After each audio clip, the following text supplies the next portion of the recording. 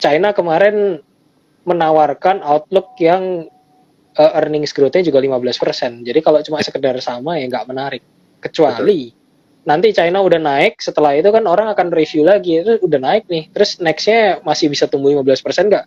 Oh Mm-mm. ternyata tumbuhnya nggak 15%, berarti Indonesia lebih seksi dong. Nah barulah orang masuk ke Indonesia. Gitu. Jadi ya Oh, kita lihat aja, mungkin bisa jadi kalau ngelihat dari momentum kan ya mungkin di sekitaran apa Maret kan sudah mulai bulan puasa ya, jadi kayaknya orang juga nggak buru-buru gitu ya. Tapi setelah itu saya pikir sih semester 2 bakal kenceng. Jadi tapi kalau mau akumulasi dari sekarang. Karena posisi level 6.500 itu untuk saat ini itu bisa dibilang on average. Tinggal masalahnya menunggu kalau nanti ternyata bond yield itu semakin rendah, artinya uh, investor saham itu bisa menerima multiple price atau price per earnings ratio yang lebih tinggi gitu ya, karena prinsipnya 100 dibagi bond yield gitu. Kalau mm-mm. itu kalau bond yield-nya lebih rendah berarti PI-nya bisa lebih tinggi, otomatis dengan IPS berapapun ISG akan cenderung naik. Jadi ya prepare-nya mulai dari sekarang 6.500 itu murah, tinggal nunggu outlook growth sama foreign flow aja udah. Oke, Itu. berarti ISG memang nampaknya betul-betul buat bottoming, tinggal nunggu data dari luar ya, baik dari US maupun dari China seperti itu ya. Iya, kalau mereka return-nya sudah nggak seseksi 15%, ya Indonesia jadi buruan. Jadi pilihan lainnya ya Jadi daripada pilihan lainnya alternatif dibanding investasi di negara lainnya. oke oke ini menarik sekali nih karena It, sudah dikatakan oleh 3 orang ini ISG sudah bottoming gitu ya. Jadi mungkin kalau teman-teman bisa melihat dan belum masuk ke pasar equity di equity market gitu ya, mungkin ini adalah saat yang tepat. Nah, apakah obligasi jadi masih menjadi pilihan yang menarik nih Pak Alim kalau seperti ini? oke, okay. Mungkin menambahkan yang tadi saya kayak kurang satu kalimat. Jadi kalau ngelihat hitungan tadi saya sempat nyebut 7.400 ya itu Ya, ekspektasi fundamental nih. Jadi itu kira-kira akhir tahun kalau based on fundamental. Technical saya pikir nggak jauh-jauh beda itu nanti atau bahkan lebih tinggi bahkan. Nah kalau terkait bonds, ya itu tadi karena resiko di US itu semakin tinggi, jadi orang prefer ya udah cari negara yang bisa menawarkan resiko lebih rendah tapi return lebih lebih tinggi tinggi. kalau di bonds. Makanya waktu uh, sekitaran awal Desember itu kan Indonesia masih nawarin 7, sekian gitu ya. Jadi itu jadi buruan. Makanya akhirnya ketika harga bonds mulai naik kan yieldnya jadi turun. Sekarang aja udah 6,7 terakhir saya tadi update ternyata. Jadi masih jadi buruan nggak? Saya pikir sih masih ya selama selama ke depan ini orang melihat bahwa di US sudah nggak ada growth, maka mereka akan terus mencari growth dari luar. Salah satu Indonesia yang memang diproyeksi daya belinya masih terjaga, inflasi juga masih terjaga, terus kemudian juga pemerintah masih komit dengan defisit APBN yang kembali lagi ke level maksimal 3%, dan so far Pak Jokowi dan Sri Mulyani juga masih yakin bahwa itu akan tercapai. Jadi saya pikir ya kalau kita mau ngutangin orang kira-kira Indonesia ini termasuk yang mampu bayar lah gitu kira-kira itu. Makanya bond yield-nya masih diburu, bondsnya masih diburu gitu. Masih diburu betul. Oke oke. Ya. Ini menarik nih ya. Karena kalau kita lihat memang dari data-data kita kan juga cenderung cukup bagus dan pemerintah juga masih tetap untuk menjaga dari tingkat inflasi itu sendiri. Nah, namun yang terjadi kalau kita lihat ini ada sebenarnya ada istilah yang cukup baru begitu ya. Ada scaring effect gitu ya, scaring effect yang ditimbulkan karena setelah adanya pandemi COVID ya di pandemi COVID sendiri orang-orang jadi sebenarnya malah ada ketakutan untuk membelanjakan uangnya atau untuk berinvestasi karena lebih untuk berjaga-jaga seperti itu. Apakah hal ini juga salah satu hal yang menekan untuk saham-saham perbankan kemarin, Pak Halim? Saya pikir itu kan hanya terjadi di domestik ya. Ya, Kalau kita melihat juga nggak ada tuh foreign inflow yang cukup signifikan. Artinya kan kalau foreign inflow berarti domestiknya jualan gitu. Kayaknya orang juga nggak jualan gitu. Tapi yang terjadi adalah uh, domestik ini kan pilihannya 3 investasi secara garis besar. Kalau nggak deposito ya di obligasi, kalau nggak di saham, dah itu aja. Selebihnya kan produk turunan. Jadi di obligasi sebagian institusi mulai masuk, di equity karena di saham karena outlook growth-nya nggak begitu bagus, jadi orang juga nggak buru-buru. Justru yang banyak itu adalah orang masuknya di money market atau alias deposito ya, perbankan lah. Makanya kalau kita lihat hampir di seluruh bank itu uh, angka loan to deposit, jadi artinya berapa banyak dana yang dipinjamkan daripada dana dibandingkan dengan dana deposito. Ya itu masih angkanya di sekitar 80%-an. Jadi artinya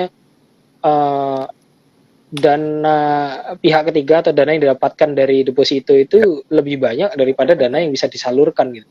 Padahal menurut data sampai di bulan lalu itu pertumbuhan kredit, jadi artinya penyaluran kredit itu bertumbuh 10% dan itu udah 2 bulan berturut-turut. Jadi artinya kreditnya tumbuh, tapi ternyata supply dana depositonya itu lebih banyak tumbuhnya daripada kredit.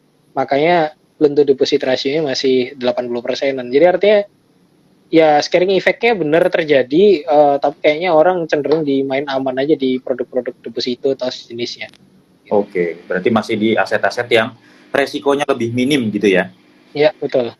Oke, mungkin saya bisa beralih nih ke Pak Daniel atau ke Pak Wijen. Ini ada yang tanya mengenai batu bara yang kalau kita ketahui kan,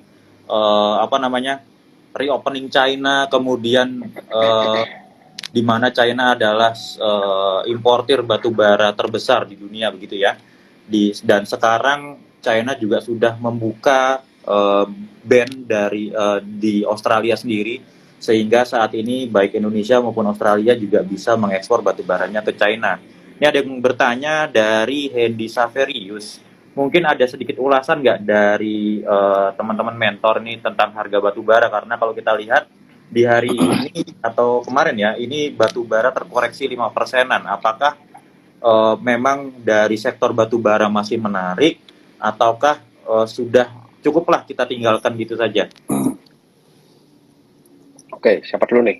Aku dulu. Pak Daniel dulu mungkin. Pak Daniel dulu mungkin. Oke, mungkin kalau dari saya pribadi ya, mungkin yang ingat mungkin ketika saya live dengan mungkin beberapa sekuritas yang lalu, atau mungkin ketika saya membawakan acara IFTA, saya pernah bilang bahwa batubara itu udah di awal dari wave 5, jadi waktu itu bulan-bulan Juni, mungkin kalau saya coba balik rotate ya chartnya ya, mungkin kelihatan ya. Nah ini posisi ini waktu di IFTA, jadi waktu ada International Federation of Technical Analysis ya, jadi Southeast Asia, saya sempat diminta untuk membawakan. Bulan apa itu Mas waktu itu Mas? Bulan Juni, jadi bulan Juni ya, udah 6 bulan yang lalu ya, 7 bulan yang lalu berarti betul. Ya. 7 bulan lalu, bulan Juni, sempat saya bikin view bahwa batu bara waktu itu memang posisi lagi di B4, jadi posisi lagi di B4 di sini. Jadi memang idealnya akan bikin sekali new high lagi, jadi akan lari ke atas di atas 38. Kan waktu itu samanya Adro ya, akan lari ke atas 38, baru mungkin dia akan complete satu cycle ya, 1, 2, 3, 4, 5, dan mudah-mudahan akan turun agresif. Dan kalau kita lihat perbandingan pergerakannya dengan pergerakan harga batubara saat ini masih sangat-sangat inline. Jadi waktu Adaro nih Mas ya. Posisi di sini, ini Adaro. Ya. Oke. Nah, ini masih sangat-sangat inline. Jadi waktu di sini, 3-nya di sini, 4, bentuk 4, kemudian bikin satu kali higher high lagi untuk wave 5, dan kemudian terkoreksi cukup agresif. Jadi pada dasarnya memang pergerakan harga itu mengikuti pola-pola dari Elliott Wave Analysis. Jadi mungkin bagi teman-teman mungkin yang di sini yang mungkin baru kenal dengan analysis, mungkin belum pada kenal ya, EW itu apa sih? Jadi pada dasarnya kalau kita belajar mengenai analisis, di paling akhir atau di bagian ujian paling klimaks itu biasanya Elliott Wave.